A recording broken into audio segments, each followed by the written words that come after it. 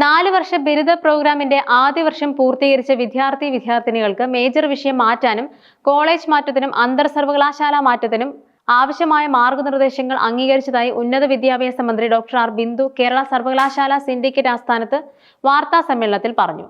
College വിദ്യാഭ്യാസ വകുപ്പിന്റെ ആഭിമുഖ്യത്തിൽ ഉന്നത വിദ്യാഭ്യാസ കൗൺസിൽ, കേരള, MG, കാലിക്കറ്റ്, കണ്ണൂർ, മലയാളം, കുസാറ്റ്, ശ്രീ ശങ്കര സംസ്കൃത സർവകലാശാല, ശ്രീനാരായണ ഓപ്പൺ സർവകലാശാല പ്രതിനിധികളുമായി ചേർന്ന യോഗത്തിലാണ് മാർഗനിർദ്ദേശങ്ങൾ അംഗീകരിച്ചത്.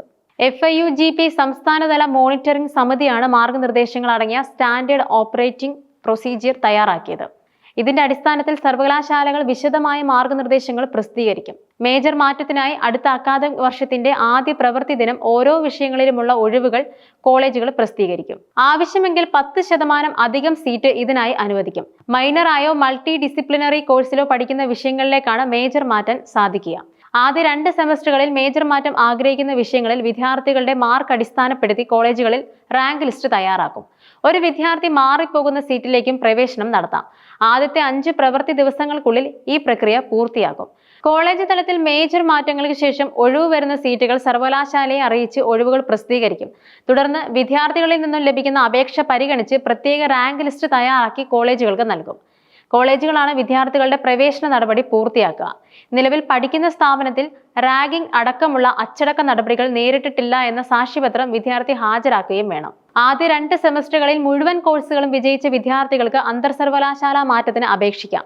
കേരളത്തിന് പുറത്തു നിന്നുള്ള സർവകലാശാല വിദ്യാർത്ഥികൾക്കും കേരളത്തിലെ സർവകലാശാലകളിൽ 3-ാം സെമസ്റ്റർ മുതൽ പഠിക്കാൻ അപേക്ഷിക്കാം. അപേക്ഷകൾ സർവകലാശാല പഠന ബോർഡ് പരിശോധിച്ച് വിദ്യാർത്ഥി ആവശ്യമായ ക്രെഡിറ്റ് നേടിയിട്ടുണ്ടോ എന്ന് ഉറപ്പുവരുത്തി ശുപാർശ ചെയ്യും. പ്രവേശന നടപടികൾ കോളേജ് തലത്തിൽ പൂർത്തീകരിക്കുകയും ചെയ്യും. കഴിഞ്ഞ വർഷം മുതൽ തന്നെ മാതൃകാ ഏകീകൃത അക്കാദമിക് കലണ്ടറിന്റെ അടിസ്ഥാനത്തിലാണ് ഓരോ സർവകലാശാലകളും 4 വർഷ ബിരുദം നടപ്പിലാക്കുന്നത്. ക്രെഡിറ്റ് മാറ്റവും വിദ്യാർത്ഥികളുടെ അന്തർ സർവകലാശാല മാറ്റവും അടക്കം ഉള്ളതിനാൽ സർവകലാശാലകൾ തമ്മിലുള്ള ധാരണ ആവശ്യമായതിനാൽ ഉന്നത വിദ്യാഭ്യാസ വകുപ്പിന് കീഴിലെ എല്ലാ സർവകലാശാലകൾക്കും മാതൃകാ ഏകീകൃത അക്കാദമിക് കലണ്ടർ ബാധകമാക്കി.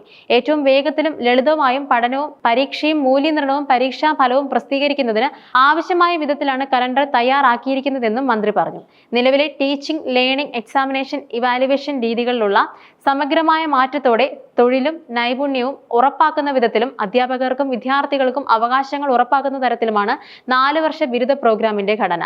സംസ്ഥാനത്തെ മുഴുവൻ കോളേജ് അധ്യാപകർക്കും ഇതിന്റെ ഭാഗമായി സമഗ്ര പരിശീലനം നടപ്പിലാക്കുകയും ചെയ്തു. ഉന്നത വിദ്യാഭ്യാസ കൗൺസിലിന്റെ കീഴിൽ ആരംഭിച്ച പുതിയ സെന്റർ ഓഫ് എക്സലൻസ്, കോളേജ് വിദ്യാഭ്യാസ വകുപ്പ്, സർവകലാശാലകൾ എന്നിവ സംയുക്തമായാണ് പരിശീലന പദ്ധതി നടപ്പിലാക്കുന്നത്. സംസ്ഥാന തലത്തിൽ മാസ്റ്റർ ട്രെയിനർമാരെ തിരഞ്ഞെടുത്ത് പരിശീലനം നൽകി അവർ വഴി കോളേജുകളിൽ അല്ലെങ്കിൽ ക്ലസ്റ്ററായി മുഴുവൻ അധ്യാപകരിലേക്കും പരിശീലനം എത്തുന്ന രീതിയിലാണ് പദ്ധതി തയ്യാറാക്കിയിരിക്കുന്നത്. 6 മാസത്തിനുള്ളിൽ പരിശീലനം പൂർത്തിയാക്കും. 2 മാസത്തിൽ ഒരിക്കൽ പരിശീലന പുരോഗതി വിലയിരുത്തും. വിദ്യാർത്ഥികൾക്ക് മെച്ചപ്പെട്ട കോഴ്സുകൾ ഉറപ്പുവരുത്തുന്നതിന്റെ ഭാഗമായി പുതിയ മൈനർ കോഴ്സുകൾ സർവകലാശാലകൾ നൽകും. നൂതനവും തൊഴിൽ നൈപുണ്യവും ഉറപ്പുവരുത്തുന്ന മേജർ വിഷയ പഠനത്തെ ആഴത്തിലാക്കാൻ സഹായിക്കുന്ന തരത്തിലുള്ള പുതിയ കോഴ്സുകളാണ് തയ്യാറാക്കുക. വിദ്യാർത്ഥികൾക്ക് കൃത്യമായ ഇന്റേൺഷിപ്പ് നൽകുന്നതിന് കെൽട്രോണുമായി ചേർന്ന് വെബ് പോർട്ടൽ സജ്ജീകരിക്കും. ഇന്റേൺഷിപ്പ് സൗജന്യമായും സ്റ്റൈഫൻഡോടുകൂടിയും ഫീസോടുകൂടിയുമുള്ളത് വിവിധ സ്ഥാപനങ്ങളിൽ വിദ്യാർത്ഥികൾക്ക് തിരഞ്ഞെടുക്കാൻ അവസരമുണ്ടാകും. 1 ലക്ഷം ഇന്റേൺഷിപ്പുകൾ ഈ രീതിയിൽ നടപ്പിലാക്കാനാണ് ലക്ഷ്യമെന്നും മന്ത്രി പറഞ്ഞു. 4 വർഷ ബിരുദ പ്രോഗ്രാമിന്റെ 2-ാം സെമസ്റ്റർ പരീക്ഷാ ഫലവും സമയബന്ധിതമായി മെയിൽ സർവകലാശാലകൾ പ്രഖ്യാപിക്കും.